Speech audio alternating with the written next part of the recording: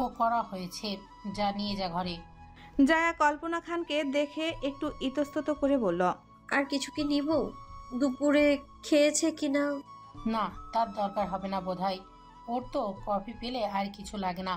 তারপরেও জিজ্ঞাসা করিস, ছেলের তো কোনো কিছুরই খেয়াল থাকে না কাজ ছাড়া। জায়া মাথা নাড়ল, তারপর মগটা হাতে তুলে নিয়ে ধীরে ধীরে রুমের দিকে এগোলো। রুমের দরজার সামনে এসে দাঁড়িয়ে দম নিয়ে স্বভাবগতভাবে দরজায় হালকা নক করলে ভেতর থেকে সঙ্গে সঙ্গে শীতল দৃঢ় এক কণ্ঠস্বর ভেসে এলো। এসো। এক শব্দে এমন শোনালো যেন সে জানে দরজার ওপারে কে আছে। এক অন্যরকম আত্মবিশ্বাস।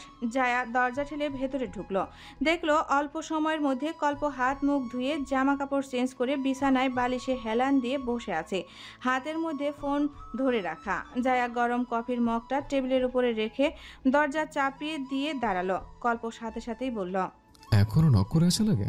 ফোন থেকে চোখ না সরিয়েই বলল সে।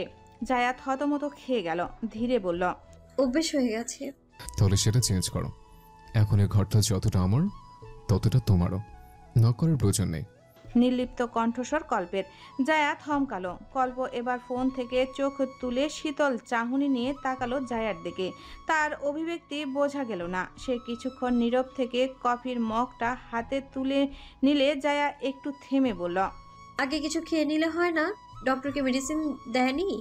কল্প কফির মগে ঠোঁট চুবিয়ে আবারও জায়ার দিকে তাকালো, বলল, এটা কি মেডিসিন খাওয়ার সময়? এটা কেমন কথা? মেডিসিন খাওয়ার সময় নয় তো কি কফি খাওয়ারই সময় শুধু? অন্যকে তো না করো, আবার নিজে সময় অসময় খেতেই থাকো। নিজের বেলা শাস্তি কিছু হয় না বুঝি?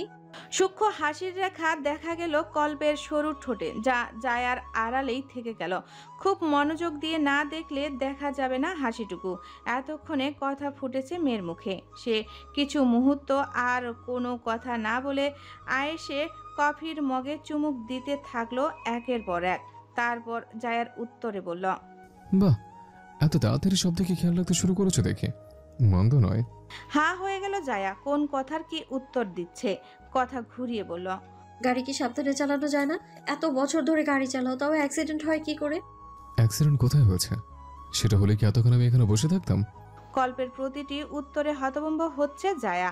কথা শুনে মনে হলো যেন সে তার উদ্বিগ্নতাকে একদম হালকাভাবে নিচ্ছে। জায়া কিছুটা ধীরে একটু ঠোঁট উল্টে বলল, তাহলে কপালের হাতের ব্যান্ডেজটা কি সাজানোর জন্য দিয়েছে? হসপিটালে থাকার ইচ্ছে ছিল বুঝি? ব্যান্ডেজ থাকলে কি বড় কোনো দুর্ঘটনা হচ্ছে ধরে নিতে হবে? জায়া চুপ করে দাঁড়িয়ে রইল। কল্প এবারে নিজের পা গুটিয়ে জায়াকে ইশারায় শান্তভাবে বলল, বসো, চিন্তা করার কোনো কারণ নেই, আমি ঠিক আছে। তারপর কফির মগটা আচানক ব্যান্ডেজ করা বা হাতে নিতেই মৃদু শব্দে উহ করে উঠল। মুখে কিছুটা ব্যথাতুর ভাব স্পষ্ট হয়ে উঠল। জায়া দ্রুত কল্পের দিকে এগিয়ে এসে হাত থেকে মগ নিয়ে টেবিলে রেখে তার হাত ধরে ফেলল। বিচলিত হয়ে বলল, ইস, কি হলো? ব্যথা পেলে? কণ্ঠে যেন কিছু একটা ছিল, এমন কিছু ছিল যা কল্পের বুকের ভেতর একটা অদ্ভুত আলোড়ন তুলল। সেই স্বরে ছিল উদ্বেগ, মিশেল ছিল এক ধরনের অপরিসীম যত্ন, যা কল্প আগে কখনো অনুভব করেনি। তার নরম স্পর্শে কল্প যেন মুহূর্তের জন্য সময় থেমে যেতে দেখল। জায়া তার হাতটা ধরে এত বিচলিত ছিল যেন ব্যথাটা কল্পের নয় বরং তার নিজের। তার নরম আঙ্গুলগুলো যখন কল্পের হাতের উপর বুলিয়ে যাচ্ছিল তখন কল্প অনুভব করলো ব্যথার থেকেও এই মুহূর্তটা অনেক বেশি গভীর কিছু। সে কিছুক্ষণ চুপচাপ তাকিয়ে রইল জায়ার দিকে। তার চোখে এক ধরনের গভীর তৃপ্তির খেলা দেখা যাচ্ছিল যা চাইলেও আড়াল করা সম্ভব নয়। জায়ার এত যত্নশীল হওয়া যেন তার মনের ভেতর অদ্ভুত অজানা প্রশান্তি বয়ে আনছিল। নিজেকে সংযত করে কল্প ধীরে বলল, রিল্যাক্স, কিছু হয়নি। রাত তখন 10টা 15। সারা দিনের ব্যস্ততা শেষে বাড়ির সবাই খাওয়া দাওয়া শেষ করে যে যার মতো বিশ্রামে গেছে। জায়া ধীর পায়ে রুমে আসলো তখন। ঢুকেই দেখলো কল্প আধশোয়া হয়ে বিছানায় শুয়ে আছে। মাথায় এক হাত তুলে ভ্রু কুঁচকে চোখ বন্ধ করে রেখেছে সে। তার গভীর চেহারা দেখে মনে হচ্ছিল হয়তো দিনের ক্লান্তি তাকে কাবু করেছে। খাওয়া শেষ করে এসেই ঘুমিয়ে পড়েছে সে। জায়ান নীরবে ঘরের চারপাশে একবার চোখ বুলিয়ে দরজা আটকে আয়নার সামনে গিয়ে দাঁড়ালো নিঃশব্দে। তার খোলা চুলগুলো এলোমেলো হয়ে রয়েছে, তাই হাত বাড়িয়ে আশ্রে চুলগুলো বেনুনি করতে শুরু করলো। এরই মধ্যে ধীরে ধীরে কল্প চোখ খুলে তাকালো। তার তীক্ষ্ণ দৃষ্টি আয়নায় প্রতিফলনের আটকে গেল মনে হলো। আয়নার ওপারে দাঁড়িয়ে থাকা জায়া তার পুরো মনোযোগ টেনে নিল মুহূর্তেই। তার প্রতিটি নড়াচড়া, চুলের প্রতিটি বাঁধন, এমনকি আঙ্গুলের নিপুণ স্পর্শও যেন কল্পের জন্য অন্যরকম মুগ্ধতা তৈরি করছিল। নিজ কাজে ব্যস্ত জায়া বুঝতে পারল না কল্প তার প্রতিটি মুহূর্ত এমন গভীরভাবে পর্যবেক্ষণ করছে। সে আপন মনে চুল বেঁধে নিজের প্রতিবিম্বে মগ্ন। বেশ কিছুক্ষণ সময় নিয়ে নিজের কাজ শেষ করে আনমনেই রুমের উজ্জ্বল আলো নিভিয়ে বিছানায় এসে শোয়ার প্রস্তুতি নিল জায়া। তখনই কল্পকে খেয়াল হতেই ভ্রু জোড়া কুঁচকে আসলো তার। প্রশ্ন করল, ঘুমোনি? ঘুমিয়ে থাকলে কি প্রশ্ন করতে? ঘুমিয়েছে কিনা? না, তা কি আর করতাম? তা আজ কোনো কাজ নেই? কাজ ছেড়ে এত তাড়াতাড়ি ঘুমানোর প্রস্তুতি নিয়েছ কেন? জায়া নিজেও আতশোয়া হয়ে ফোন হাতে নিয়ে বলল কথাটা। বোধহয় খোঁচা দিয়ে বলল, যেই মানুষ রাতের একটা দুটো ছাড়া ঘুমায় না তাকে এত তাড়াতাড়ি বিছানায় দেখে জেনে বুঝেই বলে ফেলল কথাটা। কল্প হয়তো বুঝলো। সে অন্যদিকে তাকিয়ে মাথার চুলের মধ্যে হাত চালিয়ে বলল, খোঁচা দিলে মনে হচ্ছে। জায়ার এই কথায় উত্তর না দিয়ে ফোন থেকে চোখ তুলে তাকালো কল্পের মুখের দিকে। কল্পের অভিব্যক্তি দেখে মনে হচ্ছে তার মাথা ব্যথা করছে। জায়া তা দেখে ফোন রেখে প্রশ্ন করল, মাথা ব্যথা করছে? কিছুটা। ছোট উত্তর কল্পের। জায়া কয়েক সেকেন্ড চুপ থাকলো, তারপর আধশোয়া থেকে উঠে ঠিক হয়ে বসে গেল। শীতল কণ্ঠে বলল, এসব মাথা টিপে দিই, ভালোও লাগবে, ঘুমও পাবে। কল্প একটু অবাক হয়ে জায়ার দিকে তাকালো। জায়া যে সহজ হওয়ার চেষ্টা করছে বুঝতে পারছে সে, তবে এত তাড়াতাড়ি হবে সেটা বুঝতে পারেনি। তার গভীর মুখে একটা অদ্ভুত হাসি খেলে গেল। চোখের গভীরতা বলে দিচ্ছে সে এই প্রস্তাবটা প্রত্যাখ্যান করতে চাইছে না। জায়া নিজের কোলের উপর বালিশ রেখে আহ্বান জানায় তাকে। কল্প শেষে নীরবেই সম্মতি দিল। জায়া আর কোনো কথা না বলে তার আঙ্গুলগুলো যত্ন করে কল্পের কপালের ব্যান্ডেজের আশপাশ সহ মাথার চুলের মধ্যে বিলি কেটে দিতে লাগলো। কল্প চুপচাপ চোখ বন্ধ করে অনুভব করতে লাগলো শুধু। জায়ার স্পর্শ শান্তি এনে দিচ্ছিল। আঙ্গুলের প্রতিটি নড়াচড়া তার মনকে অদ্ভুতভাবে শান্ত করে দিচ্ছিল। কল্পের চোখ দুটো আজ আবেশে বন্ধ করা। জায়ার স্পর্শ কেবল তাকে শারীরিক আরামই নয়, বরং মানসিক প্রশান্তিও দিচ্ছে, যা একদমই নতুন অভিজ্ঞতা, নতুন অনুভূতি। দুজনের কারোই মুখে কোনো কথা নেই, সব নীরব, অথচ এই নীরব পরিবেশে তাদের মধ্যে অদ্ভুত একটা বোঝাপড়ার তৈরি করছিল, যেখানে তাদেরও কোনো শব্দের প্রয়োজন ছিল না। দুজনের মধ্যকার এই নীরবতা এক অদ্ভুত মাধুর্যে ভরে উঠল। সব কিছুতেই যেন এক আলাদা পবিত্রতা। তাদের সম্পর্ক হয়তো ধীরে ধীরে নিজের পথ খুঁজে নিচ্ছিল। রাত বাড়তে থাকলো। সময়টা এভাবেই পার হয়ে গেল এক নীরবতার মধ্য দিয়ে। রাত তখন গভীর। ঠিক কতটা গভীর কিংবা কত রাত তা বোঝা গেল না। ঘরের মৃদু নীল আলো এক ধরনের স্নিগ্ধতা ছড়িয়ে রেখেছে চারদিকে। কল্প হঠাৎ জেগে ওঠে। সে প্রথমেই অনুভব করে তার বুকের উপর কিছু একটা অস্তিত্ব। ভালো করে নড়ে চড়ে চোখ খুলে এবার হালকাভাবে বুকের উপর তাকাতেই দেখতে পায় জায়ার এক হাত তার বুকের উপর। কল্প আলতো করে জায়ার হাতের উপর নিজের হাত রাখে, এরপর মাথা তুলে তাকায় জায়ার দিকে। সে বসে থেকেই কোনো রকম ঘাড় হেলিয়ে বালিশে মাথা রেখে গভীর ঘুমে মগ্ন। মুখে তখন গভীর প্রশান্তির ছাপ। কল্প ধীরে ধীরে নিজের বুকের উপর থেকে জায়ার হাত সরিয়ে উঠে বসল। কিছুক্ষণ তার দিকে তাকিয়ে থেকে জায়ার মাথাটা দু হাতে ধরে বালিশগুলোতে ঠিক করে ঠিকঠাকভাবে শুয়ে দিল তাকে। চেষ্টা করলো ঘুমে যেন কোনো প্রকার ব্যাঘাত না ঘটে। জায়াকে ঠিকঠাকভাবে শুয়ে দিয়ে পাশ থেকে জায়ার ফোনটা হাতে নিল কল্প। স্ক্রিন অন করতেই ভেসে উঠল সময় 3টা 5 মিনিট। সময় দেখে কল্প একটি দীর্ঘশ্বাস ফেললো, ফোনটি তার জায়গায় রাখলো। আবার পায়ের কাছ থেকে কম্বল টেনে নিয়ে নিজেও শুয়ে পড়ল, এবার জায়ার দিকে মুখ করে। এক দৃষ্টিতে তাকিয়ে থাকলো জায়ার মুখের দিকে। কতক্ষণ এভাবে কেটেছে তা সে নিজেও হয়তো বুঝতে পারল না। জায়ার মুখের প্রশান্তি তাকে মুগ্ধ করে রেখেছে। তার তাকিয়ে থাকার মাঝেই জায়ার ঘুমের ঘোরে কম্বলটা আরও শক্ত করে জড়িয়ে ধরল। হঠাৎ করে সে অর্ধেক পাশ ঘুরে কল্পের দিকে এগিয়ে এলো, একদম কাছে। কিছুটা ঠান্ডা ঠান্ডা ভাবে বালিশ থেকে মাথাটা আরও নিচে নামিয়ে আনলো। তার মাথাটা কল্পের বুকে ঠেকে গেল। কল্প প্রথমে একটু অপ্রস্তুত হয়ে গেলেও ধীরে ধীরে নিজের হাতটা তুলল। নিজেকে সময় দিয়ে একটু ইতস্তত করে জায়ার চুলের উপর আলতোভাবে হাত রাখল। তার আঙ্গুলগুলো ধীরে ধীরে জায়ার চুলের মাঝে দিয়ে বেয়ে যেতে লাগলো।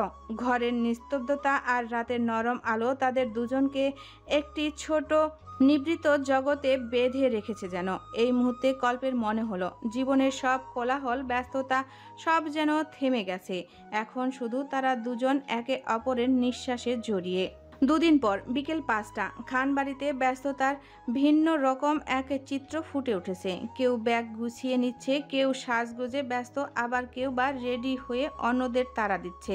পরিকল্পনা গ্রামের বাড়িতে যাওয়া। সবার মাঝে এক অদ্ভুত উত্তেজনা, কেমন যেন উৎসবের আমেজ ছড়িয়ে পড়েছে চারিদিকে। আয়নার সামনে নিঃশব্দে দাঁড়িয়ে আছে জায়া।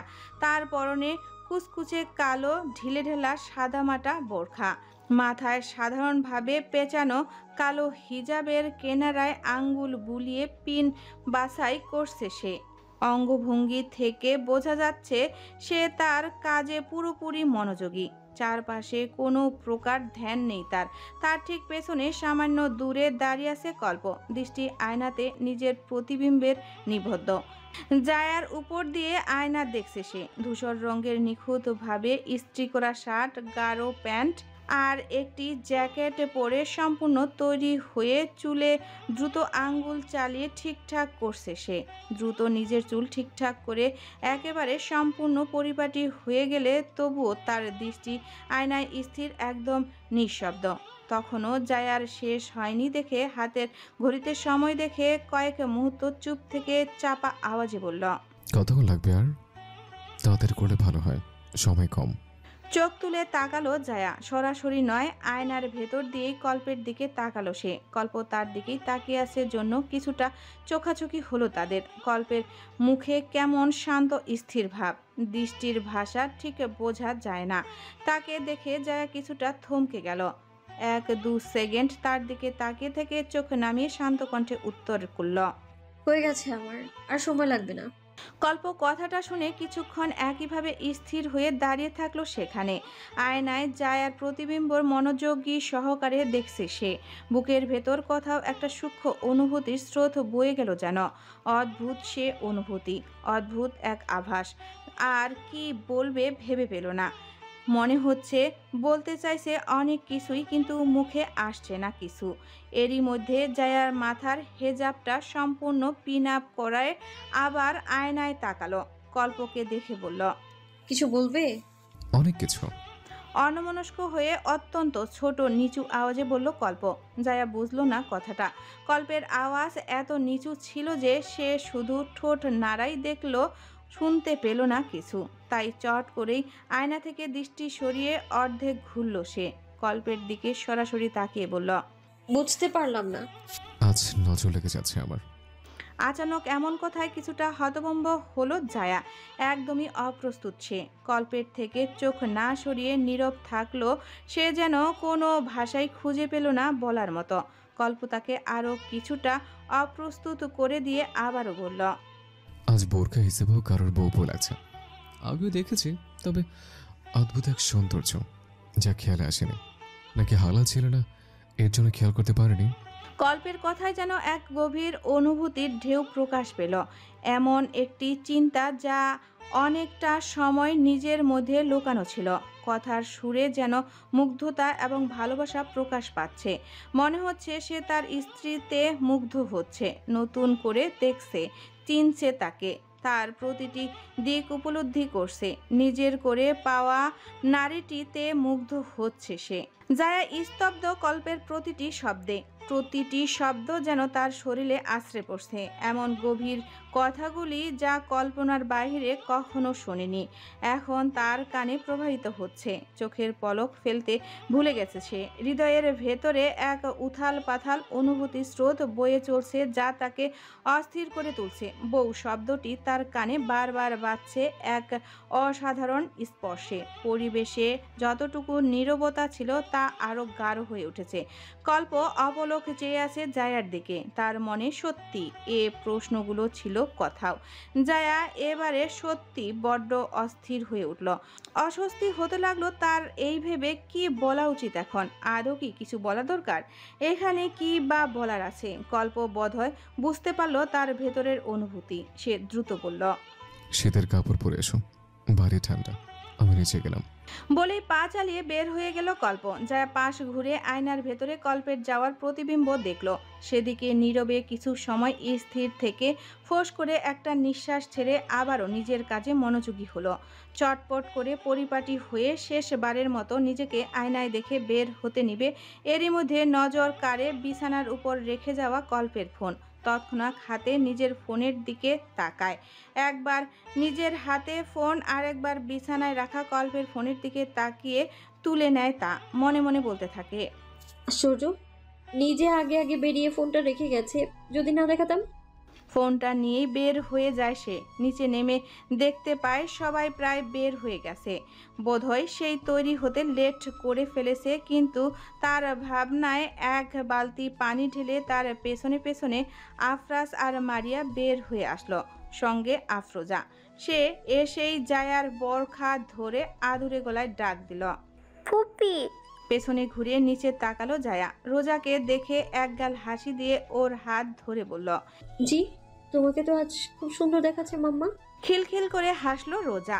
সে বাহিরে কল্পকে দেখে সেদিকে দৌড় দিল জায়ার হাত ছেড়ে। আফরাজ ফট করেই বলল, কার মেয়ে দেখতে হবে তো, আর কে রেডি করেছে? একদিন তৈরি করে মাটিতে পা পড়ছে না যেন। কার মেয়ে আবার? আমার মেয়ে, আমার মতো হয়েছে। তাদের কথা শুনে জায়া মুস্কি হাসলো। নির্ঘাত দুজনের মধ্যে কোনো কিছু নিয়ে দ্বন্দ্ব লেগেছে। বলল, মেয়ে যার হয় হোক, কোন বাড়ির মেয়ে সেটা আগে দেখতে হবে তো। হ্যাঁ সেই। তোরা কি আজ বের হবি না? বাড়ির ভেতরে আসতে আসতে বললেন এজিয়া খান। তিনজনেই ঘুরে তাকালো। মারিয়া বলল, এই তো বের হচ্ছি, তুমি আবার ভেতরে আসলে কেন? তো আসবো না, সময় যায় আর তোদের কারোই বের হওয়ার নামগন্ধই নেই, দেখি না। যদিও বের হচ্ছিস সেখানে তিনজনে মিলে আবার গল্প করছিস। আরে ছোট মা আমার, খুব বেশি অপেক্ষা ছিলে নাকি? একটু হেসে বলল জায়া। আফরাজ সময় দেখে একটু খুনসুটি করে বলল, এবারে তো তুমি দেরি করাচ্ছ, না হলে তো আমরা এতক্ষণে বাইরে যেতাম। হাসলো জায়া। এজিয়া খান তীক্ষ্ণ দৃষ্টিতে তাকিয়ে বললেন, হ্যাঁ সেই তো, এখন আমার দুটো কথায় দেরি হয়ে গেল। এতক্ষণ যে ঘড়ির কাটা স্থির হয়েছিল, তাই না? তুমি স্থির থাকলে ঘড়ির কাটাও স্থির। দা আফসোস, তুমিও স্থির থাকো না, ঘড়ির কাটাও স্থির হয় না। হো হো করে হাসলো আফরাজ। মারিয়াও হেসে ফেলল। এজিয়া খান কিছুটা তেতে উঠার ভান করলেন। বের হতে বললেন সবাইকে। 2 ঘন্টা আগে থেকেই সবাই বের হচ্ছে না। বিকেল গড়িয়ে সন্ধ্যা হতে চলল, তবুও সবাই এটা ওটা করে হাসি ঠাট্টায় মত্ত। বেশি মানুষ হলে এই এক জ্বালা। জায়ারা বাইরে এসে দেখে পরপর কয়েকটা গাড়ি একটির পর একটি সারিবদ্ধভাবে দাঁড়িয়ে আছে। খানবাড়ির বড় বড় 4টি গাড়ির আজ বের হয়েছে বলা চলে। সচরাচর বড় গাড়িগুলো বের করা না হলেও তার যেন প্রয়োজন পড়েছে আজ। গাড়িগুলোর হেডলাইট জ্বলে উঠেছে, যাত্রার জন্য পুরোই প্রস্তুত। তারা বের হতেই সবাই ধীরে ধীরে গাড়িতে উঠে নিজ নিজ জায়গায় বসে পড়ল। পরপর 3টে গাড়িতে বাড়ির সবাই উঠে পড়লে বাকি থাকলো শুধু জায়ারা এবং তাদের জন্য আরও একটি গাড়ি। কল্প দাঁড়িয়ে আছে সে গাড়ির সামনে। আফরোজাকে সামনের গাড়ির উপরে বসিয়ে তাকে ধরে দাঁড়িয়ে আছে সে। চাচা ভাতিজির দুজনের মুখেই হাসি লেগে আছে, দুজনেই কিছু বলছে আর হাসছে। বোধহয় কল্প এখনো খেয়াল করেনি তার ফোন কথায়। মারিয়া আফরাজ জায়া এগিয়ে গেল সেদিকে। আফরাজ এসেই কল্পকে বলল, হাতে ব্যথা নিয়ে ওকে এখানে তুলতে গেছিস কেন আবার? কি যে বলো, ওকে তুলতে আবার হাত ভালো থাকা লাগে? তো হাত ব্যথা না তোর? ডক্টর প্রেসার দিতে না করছে। মারিয়া এবার তাড়া দিল তাদেরকে গাড়িতে বসার জন্য। সাথে ওই দিক থেকে কল্পনা খানও চেঁচিয়ে ওদেরকে তাড়া দিল। এইদিকে জায়ার কাছে আসতেই রোজা উচ্ছ্বাসিত হয়ে বলে উঠল, পপি দেখো কোথায় বলতে। জায়া এক পলক কল্পের দিকে তাকিয়ে রোজার দিকে দেখলো, সামান্য হেসে বলল, তাই তো দেখতেই পাচ্ছি। এখন যে এখান থেকে নামতে হবে? না, নামবো না। নাক মুখ কুচকে সরাসরি নাকচ করে দিল রোজা। মারিয়ার হাত বাড়িয়ে বলল, নামবে না আবার কি? এদিকে এসো, আমরা জলদি জলদি বসে পড়ি, না হলে কিন্তু তোমার জায়গা অন্য কেউ নিয়ে যাবে, তখন তোমাকে রেখে যাবো। বলেই ওকে কোলে নিল মারিয়া। একে একে তারাও যার যার জায়গায় বসতে শুরু করলো। হেমায়েত এসে ড্রাইভারের পাশের সিটে বসলো। আফরাজ মারিয়া রোজাকে নিয়ে তার পেছনের সিটে, কল্প আর জায়া তাদের পেছনের সিটে। জায়া বসে পড়েছে, কল্প বসতে নিবে এমন সময় ফোন দেখার উদ্দেশ্যে পকেটে হাত দিল সে। জায়া খেয়াল করলো তা, সঙ্গে সঙ্গেই হাত বাড়িয়ে কল্পের ফোন দেখিয়ে মৃদু স্বরে বলল, তোমার ফোন রুমেই রেখে এসেছিলে। কল্প তাকালো জায়ার দিকে, স্বস্তির শ্বাস ফেলে ফোনটা নিয়ে বসে পড়ল। বলল, ও ভালো হয়েছে দেখছিলে, নয় আবার যাওয়া লাগতো। রাত 11টা। গাড়ি চলছে তার আপন গতিতে। গাড়ির ভেতরে একদম নিস্তব্ধতা। গাড়ির ইঞ্জিনের মৃদু গর্জনে যেন একমাত্র শব্দ যা নীরবতার বুক চিরে ছুটে চলছে। চারপাশে অন্ধকারের চাদরে মোড়ানো পৃথিবী। মাঝে মধ্যে রাস্তার পাশে গাছের ছায়া এক মুহূর্তের জন্য গাড়ির জানালায় এসে পড়ছে, আবার মিলিয়ে যায়। আকাশের স্লান চাঁদের আলো আর কিছু মিটমিটিয়ে তারা ছাড়া আর কিছু চোখে পড়ছে না। সামনে হেমায়েত ফোন টিপসে, আবার কিছু সময় পর পর পেছনে তাকিয়ে সবার দিকে এক ঝলক দেখে নিচ্ছে, তো আবার রাস্তাও দেখছে। মারিয়া ইতিমধ্যে ঘুমিয়ে পড়েছে, মাথা এক পাশে হেলে। আফরোজা পাশে আসনে বসে আফরাজের হাতে ধরা ফোনের স্ক্রিনে মুগ্ধ হয়ে তাকিয়ে আছে। কখনো একটু হাসি, কখনো চোখ বড় বড় করে কিছু দেখার চেষ্টায় মগ্ন দুজন। বলা চলে বাবা মেয়ে মিলে নিজেদের মতো রয়েছে। ফোনে কার্টুন চলছে, তাই দেখছে আফরোজা। পেছনের সিটে কল্প নিজেও গভীর মনোযোগে নিজের ফোন টিপছে। তার মুখে এক ধরনের স্থিরতা, যেন সে কোনো গুরুত্বপূর্ণ কিছু পড়ছে। তার পাশেই জায়া নীরব হয়ে বসে আছে। জানালার কাছ একটু নামানো, বাইরে থেকে হালকা শীতল বাতাস তার মুখ ছুঁয়ে যাচ্ছে। দৃষ্টি গভীর রাতের আকাশে নিবদ্ধ। রাস্তার পাশে দিয়ে দ্রুত ছুটে চলা ছায়াময় গাছ আর দূরের মিটমিটে আলোগুলো তার চোখে ধরা পড়ে। রাতের গভীরতা আর একাকিত্ব যেন তাকে নিজের ভেতরে ডুবিয়ে রেখেছে। মাঝে মাঝে হালকা শীতল বাতাস এসে তার হিজাবের কিনারা একটু নড়িয়ে দেয়। তার মুখের অস্থিরতা বলে দিচ্ছে মনের ভেতর কোনো গভীর ভাবনা ঘুরপাক খাচ্ছে। তার ভাবনার মাঝেই হঠাৎ কল্প শান্ত স্থির কণ্ঠে বলে উঠল, জানলা তুলে দাও, ঠান্ডা বাতাস আসে না, ঠান্ডা লেগে যাবে পরে। সাথে সাথে ঘুরে তাকালো জায়া। কল্পের কথাটা শুনে আফরোজাও পেছনে ঘুরে জানালার খোলা দেখে বলল, জানালা খোলা রাখছিস কেন? এভাবে তো ঠান্ডা লেগে যাবে। তার কথার উত্তরে জায়া বলল, লাগবে না, ভালোই তো লাগছে ঠান্ডা বাতাস। এখন তো ভালো লাগবেই, পরে মাথাটা বুঝবি। জানলা ওঠা, নাহলে বাড়ি গিয়ে আর ঘোরা হবে না। বিছানায় শুয়ে শুয়ে স্বপ্ন দেখা লাগবে শুধু। সামনে থেকে বলে উঠল হেমায়েত। মাঝখান থেকে আফরোজা মৃদু আলোতে সবাইকে ঘাড় ঘুরিয়ে ঘুরিয়ে দেখার চেষ্টা করছে। জায়া আর কোনো উপায় না পেয়ে শেষমেশ জানালা তুলে দিল। তিন ভাইয়ের গর্জনে না তুলে থাকা গেল না আর। হতাশ হয়ে এবার ফোন হাতে নিল সে, কিন্তু তাতে লাভ কি? বাসায় ওয়াইফাই, এমবি তো তুলেনি। তখনই একটু উকি দিল কল্পের হাতের মুঠোয় থাকা ফোনের দিকে। কল্প তখন আবারও ফোনে মনোযোগী হয়েছে। জায়া এবার নিজের ফোনটা তার সামনে বাড়িয়ে মিনমিন করে বলল, হটস্পট দাও। কল্প চোখ তুলে তাকালো, তারপর ফোনটা নিয়ে হটস্পট কানেক্ট করে ফোনটা আবার বাড়িয়ে বলল। ধরো। জায়া নিল ফোনটা। এরই মধ্যে সামনে থেকে আফরোজার গলার আওয়াজ আসলো। আফরাজকে মিষ্টিভাবে বলছে, আমি একটু ঘুমাই পাপা, ফোন কাটি দিবে না কেমন? হাসলো আফরাজ। ফোনের ভিডিও আটকে সেটা পাশে রেখে রোজাকে কোলে তুলে একদম বুকের সাথে আগলে নিল। মাথায় হাত রেখে বলল, এই যে ফোন ওভাবেই রেখে দিয়েছি, এখন ঘুমাও। তখনই সামনে থেকে হেমায়েত বলল, রোজামণির তাহলে ঘুম ধরেছে। চট করে বুক থেকে মাথা তুলল সে, সামনে তাকিয়ে বলল, তুমি ঘুম নাইতে ফোন টিপো তুমি পড়তা, মামা বলে দে ফোন দেখে দে পড়তা। তৎক্ষণাৎ হাসির রোল পড়ে গেল গাড়ির ভেতর। তার এমন কথায় ড্রাইভার সহ হেসে ফেলল। জায়া বলল, ও এই ব্যাপার, তাহলে এতক্ষণ কে যেন ফোন দেখছিল, কারোর সাথে কথাই বলছিল না? তুমিও পড়তা, রোজা এখন ঘুমোবে, রোজা ফোন দেখে না। আফরাজ হেসে ওর পিঠে আলতো করে হাত বুলিয়ে দিতে দিতে বলল, আচ্ছা, হিমায়ত চাচ্চু, জায়া ফুপি সবাই পচা, তুমি ঘুমাও। রোজা তখন আফরাজের গালে হাত রেখে বলল, রোজা ভালো না বাবাই? হ্যাঁ, রোজা ভালো, এখন ঘুমাও।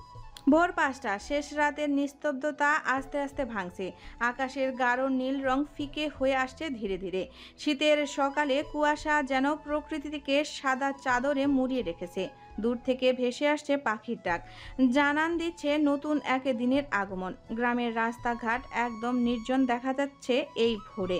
খানবাড়ির গাড়িগুলো একে একে এসে থামলো কুয়াশা আচ্ছন্ন সেই নির্জন রাস্তায়। রাস্তার বাঁ পাশে সরু একটি পথ দিয়ে মিশেছে এক পুরনো নকশা বাড়িতে। সুউঁচু লোহার গেট দৃঢ় ভঙ্গিতে পাহারা দিচ্ছে তার ভেতরের জগৎকে।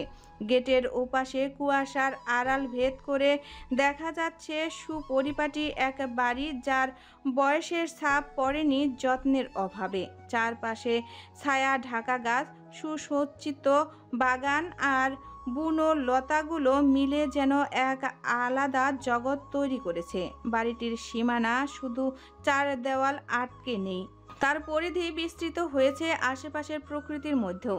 এক পাশে গভীর সবুজে ঢাকা ছোট্ট বনানী, আরেক পাশে সরু একটা পথ চলে গেছে এক শান্ত পুকুরের দিকে। পুকুরের জলে প্রতিফলিত হচ্ছে গাছের মৃদু দুলুনি, আর মাঝে মাঝে বাতাসের দোলায় জলের উপর ছড়িয়ে পড়ছে শীতের শুকনো পাতা। সব মিলিয়ে এটি যেন একটি ছোট উপনিবেশ, যা এক বিশাল বান্ডারিতে বন্দি, যেখানে মানুষ আর প্রকৃতি পাশাপাশি অবস্থান করছে। গাড়ি থামতেই সবাই যেন অলসতা ঝেড়ে জেগে উঠল। জানালা দিয়ে আশেপাশের পরিবেশ দেখতে লাগলো সবাই। গেটটি ভেতর থেকে বন্ধ, না খুললে গাড়ি যাওয়া সম্ভব হবে না। ভেতরের মানুষগুলোকে জাগাতে হবে আগে, যারা এই বাড়িটির সমস্ত দেখভালে নিয়োজিত। হিমানদের গাড়ি আগে থাকায় চটজলদি নেমে পড়ল সে গাড়ি থেকে। ধীরে ধীরে হেঁটে গেটের সামনে এগিয়ে গেল সে। সেই সাথে ফোনের একটা নাম্বার বের করে ডায়াল করলো তাতে। ওইদিকে আফরাজ আর হেমায়েতরাও গাড়ি থেকে নামলো।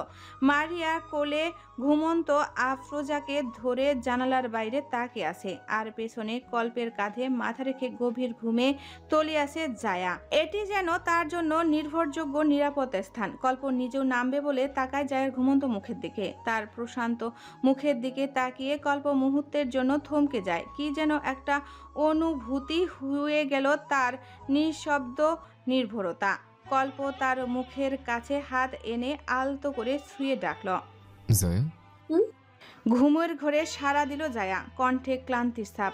কল্প চুপ করে রইল কিছুক্ষণ, যেন তার কণ্ঠে যথেষ্ট ছিল মুহূর্তটাকে থমকে দেওয়ার জন্য। পরে নিচু স্বরে আবার বলল, বাড়িতে এসে গেছে, উঠো। মারিয়া ওই দিক থেকে বলে উঠল, এই জায়া, ঘুম ভাঙলো না এখনো? চোখ খুলে শীতের ভোর দেখো কত সুন্দর। জায়া এবার কোনো রকম চোখ টেনে খুলল, মাথা তুলে চারপাশে তাকালো একবার। ঘুমে জড়ানো অস্পষ্ট কণ্ঠে বলল, কয়টা বাজে? 5টা বাজে। কল্প তার ফোনটা এগিয়ে দিয়ে বলল। জায়া তাকালো কল্পের হাতে নিজের ফোনের দিকে, পর মুহূর্তেই আবার নিজের হাতের দিকে তাকালো, ভাবল আশ্চর্য, ফোন তো আমার হাতের মধ্যে ধরা ছিল, তার হাতে গেল কখন?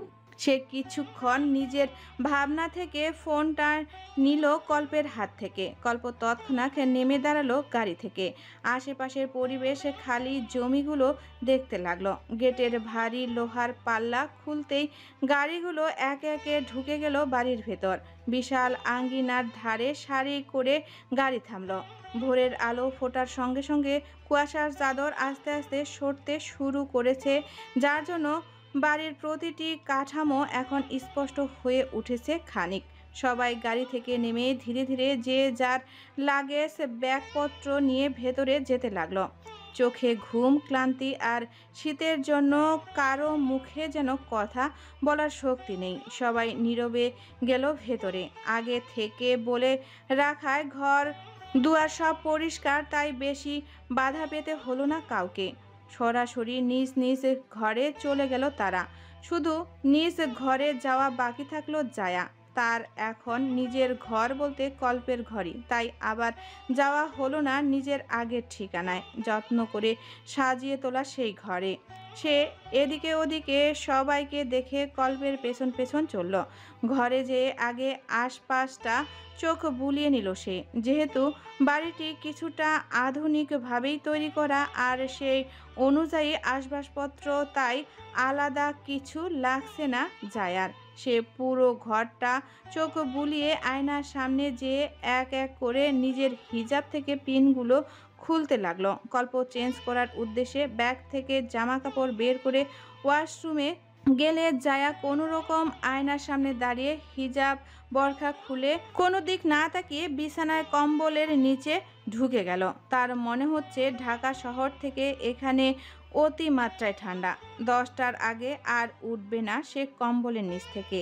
এরই মধ্যে কল্প হাত মুখ ধুয়ে চেঞ্জ করে বেরিয়ে জায়াকে একেবারে বিছানায় দেখে ভ্রু কুঁচকে বলল, কি হলো? হাত মুখ ধোয়া লাগলো না?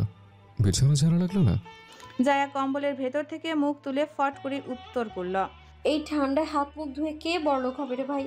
আর যখন নিজেই কিছু করলাম না, তখন বিছানা ঝেড়ে কি লাভ? আর বাবা, কত সুন্দর লজিক। না, ঠিকই আছে তাহলে। হ্যাঁ, ঠিকই তো আছে। তোমার যদি না ঝাড়া বিছানায় শুতে অসুবিধা হয়, তাহলে দাঁড়িয়ে দাঁড়িয়ে পাহারা দাও, আমি আর উঠবো না। আচ্ছা তাই?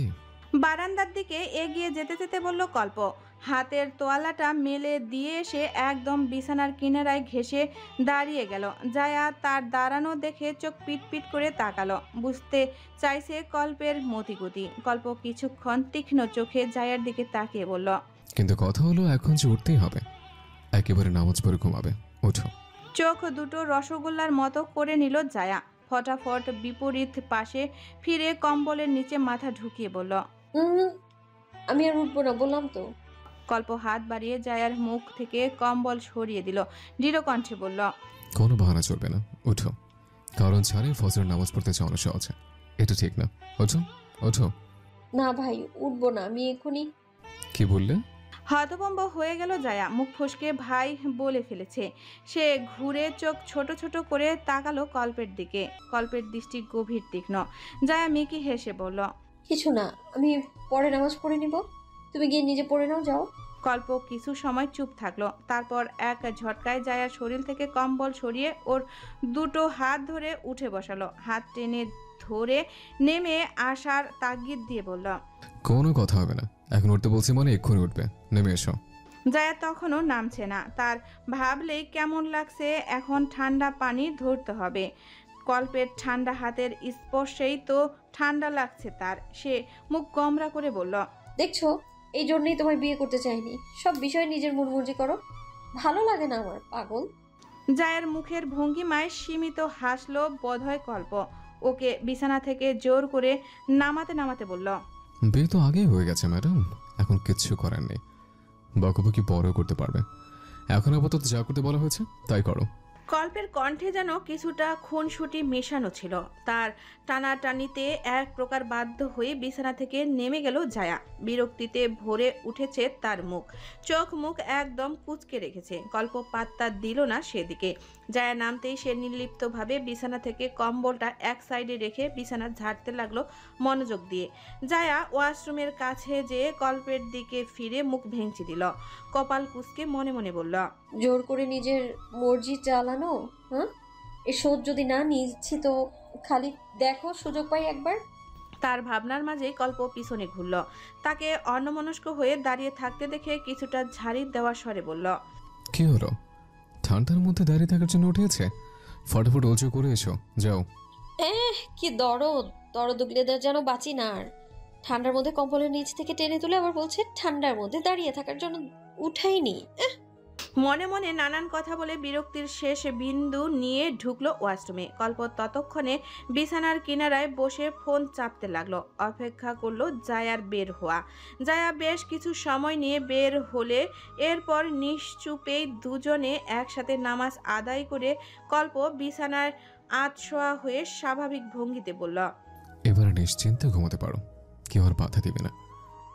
চোখ থেকে ঘুম সরিয়ে এখন বলছে নিশ্চিন্তে ঘুমাতে, যাকে বলে জুতো মেরে গরু দান। বিছানার কম্বলের নিচে গুটিয়ে গিয়ে ফোনে মনোযোগ দিতে দিতে বলল জায়া। কল্প হাসলো সামান্য, কম্বল কিছুটা টেনে ভালো করে শুয়ে পড়ল জায়ার দিকে ঘুরে। জায়া তখন বিপরীত দিকে ঘুরে শুয়েছে। কল্প কিছুক্ষণ পরে নরম কোমল কণ্ঠে বলল, শরীর ক্লান্ত না? চোখ বন্ধ করলে আপনা আপনি ঘুম চলে আসবে।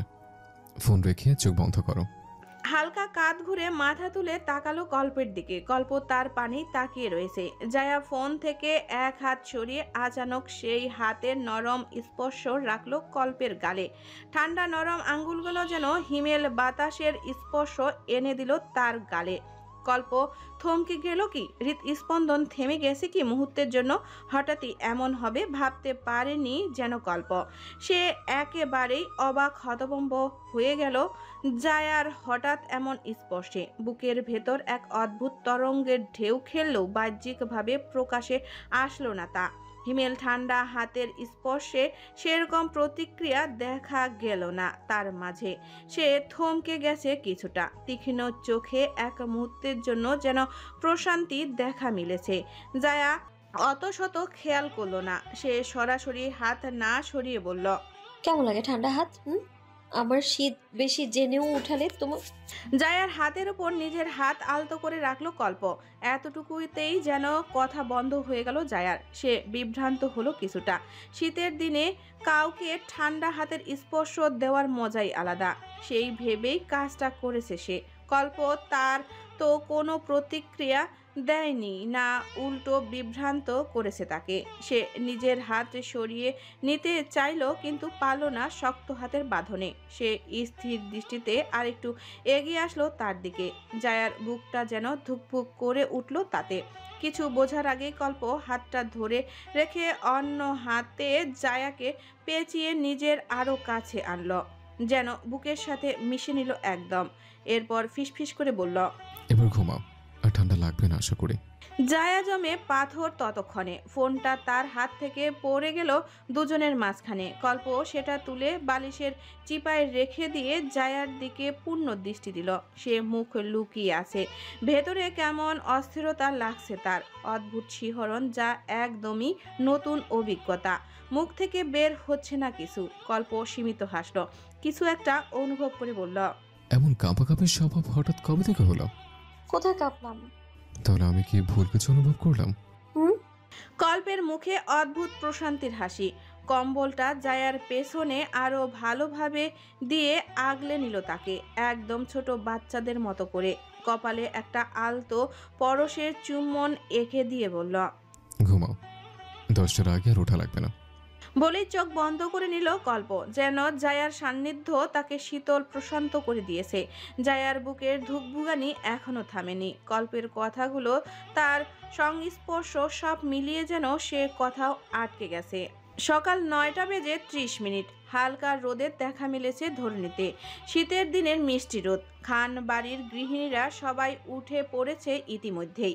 রান্নাবান্নার জোগাড় যে করতে হবে, যেহেতু গ্রামের বাড়ি তাই সবাই খোলা আঙ্গিনায় মাটির চুলায় কয়েক দিন রেঁধে খাবে বলে ঠিক করেছে।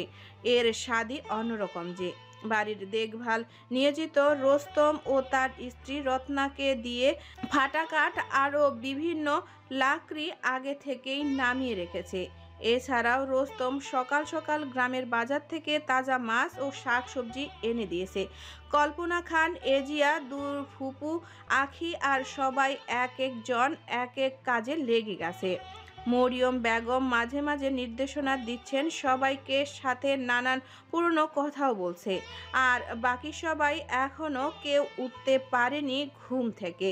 সব মিলিয়ে গ্রামের প্রথম দিন যেন অন্যরকমভাবে শুরু হয়েছে সবার।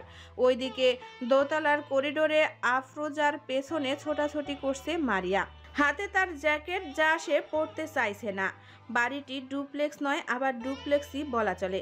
বাহিরে বের হওয়ার মেন দরজার নিচতলায়, আর অন্য কোনো উপায় দোতলা থেকে বাহিরে বের হওয়ার উপায় নেই। অথচ নিচতলার উপরতলা আলাদা আলাদা ফ্ল্যাট হয়েছে যেন। এমন মনে হয় যেন দুটি ভিন্ন সমান ফ্ল্যাট এখানে।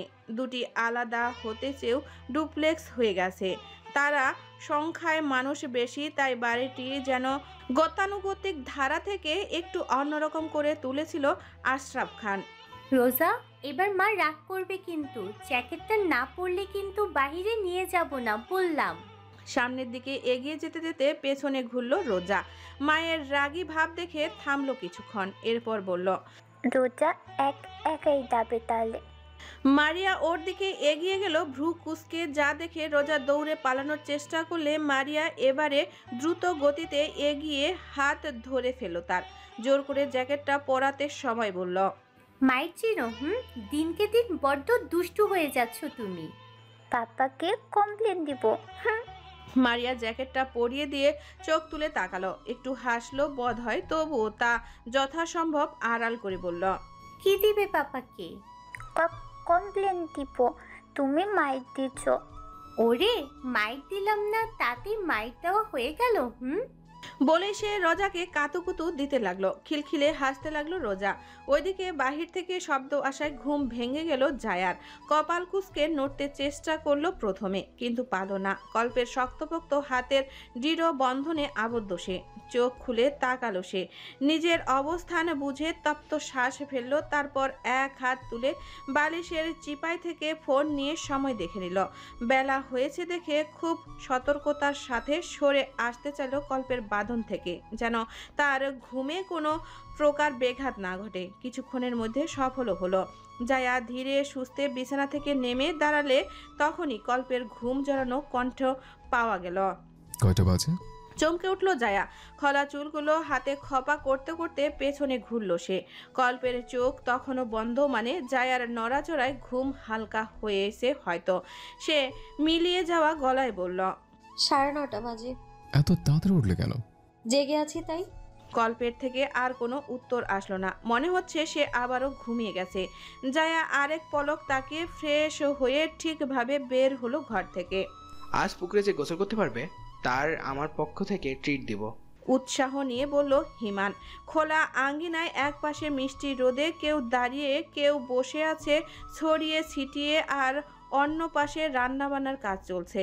তার কথা শুনে ফিহা মুখ ভেঙচি দিয়ে বলল, আমাকে লক্ষখানেক টাকা দিলেও আমি পুকুরে গোসল করব না। তোকে কেউ বলেও নি, তুই চুপ থাক। ফিহাকে চুপ করিয়ে ফারিহা বলল, কি ট্রিট দিবে বলো আগে, তারপর না হয় ভেবে দেখছি। ওটা সারপ্রাইজ, আগে কাজ তারপর পাওনা। তারপর বাকির নাম ফাঁকি হোক তখন। এতদিনে তুই চিনলি? যা, তুই কিভাবে ভাইদের অবিশ্বাস করতে পারলি? কিছুটা নেকামি সুরে বলল হেমায়েত। জায়া কপালে ভাঁজ ফেলে বলল, চিনি বলেই তো বললাম, না চিনলে কি আর বলতাম। হেমায়েত বাদে হেসে ফেলল সবাই। ওইদিকে তার পুকুরে নামার কথায় আফরোজা চুলার পাড় থেকে তাদের দিকে দৌড়ে আসতে আসতে বলল, আমি যাব। তার কথাটা উচ্চারণ করতে দেরি হলেও মাটির উপর ঠাস করে পড়ে যেতে দেরি হলো না। 4 হাত পা ছড়িয়ে পড়ে গেল সে। আতকে উঠল সবাই ওর পড়ে যাওয়া দেখে। হিমান তাড়াহুড়া করে তাকে উঠিয়ে বলল, ইস রে, নাই মামা নাই, কিচ্ছু হয়নি। তার কাপড়গুলো ছেড়ে দিল সে। আফরোজা কাঁদতে যেও কাঁদলো না আর। মোটা কাপড় পরে থাকায় হাতে পায়ে তেমন লাগেনি। তারপর হিমানের কিছু হয়নি বলা ওই দিক থেকে মারিয়া চেঁচিয়ে উঠল, পড়ে গেলে তো কতবার করে বলেছি দৌড়াবে না, কে শুনে কার কথা। কিছুক্ষণের মধ্যেই এই ব্যাপারটা শেষ হলে মরিয়ম বেগম সবাইকে বললেন, যে কয়দিন এখানে থাকবে খালি পায়ে হাঁটবে সবাই। খালি পায়ে হেঁটে কি হবে নানি? মাটির অক্সিজেনটা নিতে পারবা, মাটিতে খালি পায়ে হাঁটা ভালো। সবাই খালি পায়ে তো হাঁটবেই, তবে ভেতরে যাওয়ার সময় সবটি কল চেপে পা ধুয়ে যাবে ভেতরে। বিকেল বেলা, সময় 4টা। কল্প, আফরাজ খান, আশরাফ খান, আবির খান, আবরার খান ও জাফর খান একসঙ্গে চেয়ার নিয়ে বসে আছে বাড়ির সামনের বাগানে। গেট থেকে কেউ ভেতরে প্রবেশ করলেই এক কোণায় নজরে পড়বে তাদের। তাদের মুখভঙ্গি দেখে মনে হচ্ছে খুবই সিরিয়াসভাবে আলোচনা করছে কিছু, হতে পারে আবাদি জমি জমা সংক্রান্ত। এরই মধ্যে হিমান এসে দাঁড়ালো সেখানে। সে আসতেই দেখলো গেট দিয়ে একটা মোটরসাইকেল প্রবেশ করলো ভেতরে। মুহূর্তেই নিজেদের কথাবার্তা থামিয়ে সেদিকে দৃষ্টি গেল সবারই। ধূসর রঙা লুঙ্গি শার্ট পরা এক লোক, এলাকার চেয়ারম্যান, হয়তো খানদের আসার কথা শুনে দেখা করতে এসেছে। বেশ সখ্যতা আছে তাদের সঙ্গে। তিনি এসেই আশরাফ খানকে সালাম দিয়ে সবার সাথে কুশলাদি বিনিময় করল। হিমান নিজের পেছন থেকে চেয়ারটা তার দিকে দিলে বসে গেলেন তিনি। এরপর হিমান আফরাজদেরকে বললেন, কি বাচ্চারা, কেমন আছো সবাই? বাড়ির বাকি সদস্যরা কোথায় সবাই? এভাবেই প্রায় ঘন্টাখানেক নানান কথা চলতে লাগলো তাদের। এক পর্যায়ে লোকটি হয়তো যেতে নিবে, তখনই হঠাৎ তার নজর চলে যায় ছাদে, যেখানে জায়া, আখি, কল্পনা খানকে দেখা যাচ্ছে। সেদিকে দেখে হাসি হাসি মুখে জাফর খানের দিকে তাকিয়ে বললেন, শুনেছিলাম আখি মামনের বিয়ে হয়ে গেছে, তা জায়া মামনের বিয়েটা কবে হচ্ছে? পাত্র দেখা চলছে কি? একেবারে সরাসরি প্রশ্নটা করে ফেললেন তিনি। তৎক্ষণাৎ উপস্থিত সবার দৃষ্টি গেল কল্পের দিকে। কেন্দ্রবিন্দু হয়ে উঠল সে। আশরাফ খান মনে মনে হাসলেন খানিক। তার কথার উত্তরে কেউ কিছু বলবে তার আগে কল্প সামান্য হেসে বলল, এখনো সেরকম কিছু দেখাশোনা কিংবা ভাবা হয়নি আঙ্কেল, তবে ভালো পাত্র পেলে এবার ওকে বিয়ে দিয়ে দেব। আছে নাকি সেরকম কোনো গ্রহণযোগ্য পাত্র? কল্পের কথায় লোকটির চোখে মুখে যেন একটা উচ্ছ্বাসের ঝিলিক দেখা গেল। সে তো এটা শুনতেই চেয়েছিল। অন্যদিকে হিমান বড় বড় চোখ করে তাকিয়ে আছে কল্পের দিকে। বলে কি ছেলে, বিয়ে করা বউয়ের জন্য যোগ্য পাত্রের খোঁজ করছে। বাহ, ভালো পাত্র পেলে বিয়ে দিয়ে দিবে, কত সুন্দর কথা হাজব্যান্ডের মুখে। সেই মনে মনেই কথা বলে যাচ্ছে হিমান। আফরোজের মুখেও সামান্য রসিক হাসির দেখা মিলেছে। আশরাফ খান চুপি সারে বেশ মজা নিচ্ছে, যা তার অভিব্যক্তি বলে দিচ্ছে। আর আবরার খানরা 3 ভাই বেশ স্বাভাবিক। লোকটা এবার বলে উঠলেন, হ্যাঁ আছে বই কি আমার। তাকে আর বেশি কথা বাড়াতে না দিয়ে থামিয়ে দিলেন আশরাফ খান। মজার ছলে বিব্রতকর পরিবেশ হয়ে উঠবে ভেবে বললেন, আরে কার কথা ধরছো? বাদ দাও তো। যে যোগ্য পাত্রের সন্ধান চাইছে সে যোগ্য পাত্র হয়ে আগে আগে বিয়ে করে নিয়েছে। কিছুটা হতবাক হয়ে সংকোচ নিয়ে বললেন লোকটি। সবাই মুচকি হাসলো। আশরাফ খান হেসে বললেন, হ্যাঁ, সে এখন শুধু খানবাড়ির মেয়েই নয়, বরং খানবাড়ির দ্বিতীয় ছোট বউ, কল্প খানের স্ত্রী জায়া খান, যার জন্য তার হাজবেন্ডের যোগ্য পাত্রের সন্ধান চাইছিল। শেষের কথাটি তিনি বেশ কৌতুক করেই বললেন। লোকটির মুখখানা চুপসে গেছে ইতিমধ্যেই। অনেক আশা নিয়ে কথাটি তুলেছিলেন। শেষে যে এরকম ধোঁকা খেতে হবে আন্দাজ করতেও পারেননি যেন। হিমান তার মুখের অবস্থা দেখে মজায় লুটুপুটি খাচ্ছে যেন। এত শত কথার মধ্যে কল্প একবার চেয়ার থেকে মাথাটা পেছনের দিকে হেলে চোখ তুলে তাকালো ছাদের দিকে। কিছু একটা ভেবে আনমনেই হাসলো বোধহয় সে। এরপর ঠিক হয়ে বসে বলল, নেভার মাইন্ড আঙ্কেল, আমি শুধু একটুখানি মজা করলাম। আপনার সাথে। লোকটি শুনল কল্পের কথা, মুখটা একটু হাসি হাসি করে অন্যদিকে ঘুরে বিড়বিড় করে বললেন, না মাইন্ড আর করবো কি, তুমি তো আমার ভাড়া বাতে সাইড এলে দিলে। তারপর বেশ স্বাভাবিক ভঙ্গিতে বিদায় নিলেন তিনি। সে যেতেই আশরাফ খান ও তার 3 ছেলের উঠে পড়লেন। উদ্দেশ্য আশেপাশের জমিগুলো ঘুরে দেখা, সেই সাথে বাজারে যাওয়া। সেখানে চায়ের স্টলে স্টলে নানান পরিচিত মুখ অবশ্যই দেখতে পারবেন।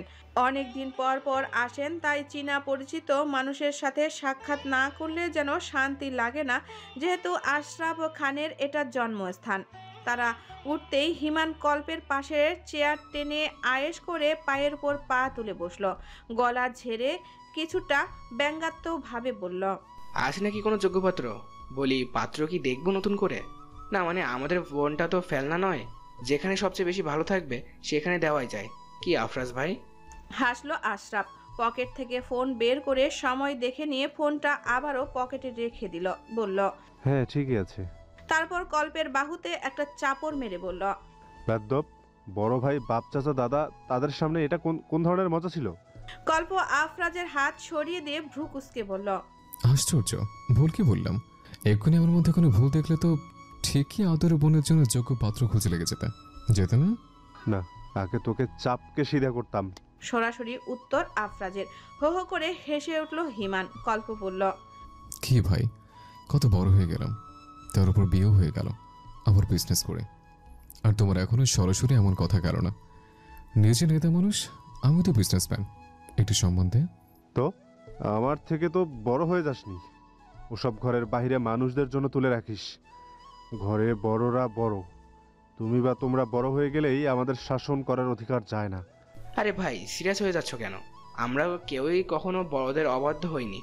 তোমরা কি এখন আশেপাশে বের হবে নাকি বাড়ি বসেই দিন পার করবে? আমার তো ঘুম পাচ্ছে, বের হবো আবার কি। হাই তুলতে তুলতে বলল কল্প, যেন তার ক্লান্তি কাটেনি এখনো। হিমান কপালে ভাঁজ ফেলে বলল, ভূতের মুখে রাম নাম। আর একজন পড়ে পড়ে ঘুমাচ্ছে, ব্যাগে করে ব্যাডমিন্টন এনেছে শুধু দেখানোর জন্য। রাত 8টা বাজে। পুরো গ্রাম ইতিমধ্যে নিস্তব্ধতার চাদরে ঢেকে গেছে। দিনের আলো ফুরিয়ে যাবার পর থেকে ঘরে ঘরে চুলায় রান্নার সুগন্ধ ছড়িয়েছিল, আর এখন সেই ধোঁয়া মিলিয়ে গিয়ে কেবল রাতের হালকা শীতল বাতাস বয়ে চলছে। পরিবারের সবাই রাতের খাবার সেরে নিয়েছে, ঘর বাড়ির কাজও শেষ। নিচতলায় বসার ঘরটিতে যেন এক উৎসব মুখর পরিবেশ। বড়দের দলটি লিভিং রুমের বিশাল টিভির সামনে বসে মনোযোগ দিয়ে রাতের 8টার সংবাদ শুনছে। দেশের রাজনৈতিক পরিস্থিতি থেকে শুরু করে গ্রামের আবহাওয়া সবকিছু নিয়ে তাদের মধ্যে চাপা আলোচনা চলছে। কল্প আফরাজ নিজেদের ফোনে ব্যস্ত। তাদের গম্ভীর মুখভয়ে মাঝে মাঝে বিস্ময় কিংবা অসন্তুষ্টের ছাপ ফুটে উঠছে। অন্যদিকে ছোটদের দলটি আলাদা জগতে মগ্ন। ঘরের এক কোণে গোল হয়ে বসে তারা মজায়, গল্পে, দুষ্টুমি, ফোন আর খুনসুটিতে মেতে আছে। কারো মুখে হাসির ঝলক, কেউ আবার উত্তেজনায় হাত পা ছড়িয়ে কথা বলছে, কেউ বা একে অন্যকে ঠেলে মজায় ব্যস্ত। তাদের প্রাণখোলা হাসি ঘরময় ছড়িয়ে পড়েছে। মাঝে মাঝে বড়দের মনোযোগ একটু টেনে নিচ্ছে। ঘরের কোণে দুলতে থাকা বাতিটির মৃদু আলোয় দেওয়ালে ছায়া পড়ছে। নিস্তব্ধ গ্রাম, কিন্তু ঘরের ভেতরে প্রাণঞ্চল এক উষ্ণতা, একটি পরিবারের সাথে সময় কাটানোর নিখাত আনন্দ। এই প্রাণঞ্চল পরিবেশের মাঝেই আচমকা দরজার বাইরে থেকে অদ্ভুত শব্দ আসে, যেন কেউ পা টেনে হেঁটে আসছে। খুটখাট শব্দ। দরজা ভেরানো থাকায় আফসা কেমন ছায়াও নজর কাড়ে। বড়দের মনোযোগ তখন টিভির খবরের, কিন্তু ছোটরা একটু কৌতূহল হয়ে ওঠে। ফারিয়া বলে, আঙিনে মনে হচ্ছে কেউ আছে, লাইটের আলোয় কেমন ছায়া দেখা যাচ্ছে না? কোথায় কি? গাছপালার ছায়া হয়তো। ফোন থেকে মাথা তুলে দরজার দিকে একটু উকি দিয়ে বলে হেমায়েত। ফারিহার মনে সন্দেহ যায় না, সে জোর দিয়ে বললে, আরে দেখো তো, আমার মনে হচ্ছে আমি কিছু দেখলাম। জায়রা এবার সবাই তাকালো সেই দিকে। হিমান কিছুটা বিরক্ত মুখে না পেরে উঠে গেল দরজার দিকে।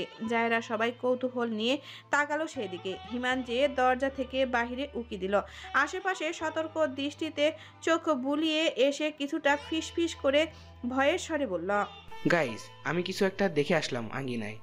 মনে হচ্ছে তার কথায় কাজ হলো। সবাই কিছুটা ভীতু ভীতু চোখে তাকালো একে অপরের দিকে। জায়া গায়ের চাদরটা আরো ভালোভাবে মুড়িয়ে ভীতু গলায় বলল, কি কি দেখে আসলে? কে আছে আঙ্গিনায়? দেখছো, আমি বলছিলাম না কেউ আছে? আমি কাউকে দেখছি। আর চুপ, এই ফাজলামি করছিস কেন? কি আছে আঙ্গিনায়? হিমান যেন এবার বেশ মজা পেল। দু হাত দুদিকে ছড়িয়ে সবাইকে ভরকে দিয়ে জোরে বলল, একটা কুকুর, ইয়া বড় বড় কুকুর আঙিনায়। সবাই তপ্ত শ্বাস ফেলে চোখ উল্টে তাকালো তার দিকে, যেন এখনই খেয়ে ফেলবে সবাই তাকে। আখি বলল, এটা কেমন ফাজলামি হিমান? গ্রামের বাড়ি শুধু শুধু ভয় দেখাস কেন? ভয় পেয়ে গেছিলে? তোমার বোন যা ভীতু, এখন লোহা পড়ে পানি খাওয়াও। রসিকতার সাথে বলল আখির হাজব্যান্ড। হেসে উঠল সবাই। আখি চোখ পাকিয়ে তাকালো। রাত যেন এভাবেই বাড়তে লাগলো। সময় গড়ালো দ্রুত। দেখতে দেখতে বেশ রাত হয়েছে। 10টা বেজে গেছে ইতিমধ্যে। জায়া ঘরে বিছানায় বসে ফোন টিপছে।